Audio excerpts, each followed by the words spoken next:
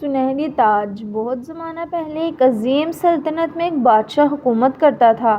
اس کے سر پر ایک قیمتی سنہری تاج تھا جسے سلطنت کی شان سمجھا جاتا تھا۔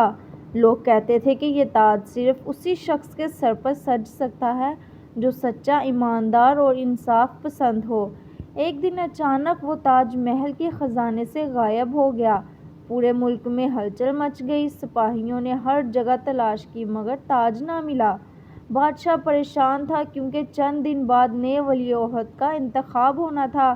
بغیر تاج کے رسم مکمل نہیں ہو سکتی تھی۔ سلطنت میں 3 نوجوان مشہور تھے، ایک بہت طاقتور تھا، دوسرا بے حد دولت مند اور تیسرے ایک غریب مگر نیک دل لڑکا تھا جس کا نام علی تھا۔ بادشاہ نے اعلان کیا، جو شخص تاج ڈھونڈ کر لائے گا وہی میرا جانشین بنے گا۔ تینوں نوجوان تاج کی تلاش میں نکل پڑے۔ طاقتور نوجوان نے اپنے سپاہیوں کو ہر طرف بھیج دیا۔ دولت مند نوجوانوں نے انعامات کا اعلان کر دیا، لیکن علی اکیلا ہی نکل پڑا اور لوگوں سے محبت اور نرمی سے بات کرتا رہا۔ راستے میں سے ایک بوڑھی عورت ملی۔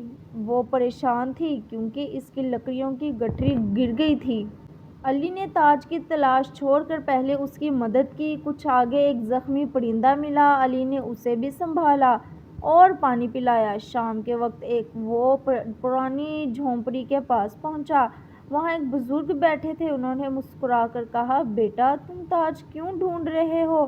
علی نے جواب دیا، میں تاج کے لیے نہیں، اپنی سلطنت کی بھلائی کے لیے اسے تلاش کر رہا ہوں۔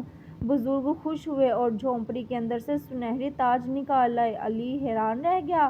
بزرگ بولے، تاج میں نے ہی چھپایا تھا۔ میں دیکھنا چاہتا تھا کہ کون شخص طاقت یا دولت کے بجائے اچھے کردار کا مظاہرہ کرتا ہے۔ اگلے دن دربار میں علی تاج لے کر پہنچا۔ جب تاج اس کے سر پر رکھا گیا تو وہ پہلے سے زیادہ چمکنے لگا۔ سب سمجھ گئے کہ اصل بادشاہت طاقت یا دولت سے نہیں بلکہ اچھے اخلاق، سچائی اور خدمت خلق سے ملتی ہے۔ سبق: اچھا کردار سب سے بڑی دولت ہے۔ سچائی اور نیکی انسان کو عزت دلاتی ہے۔ اصل تاج سر پر نہیں، انسان کے کردار میں ہوتا ہے۔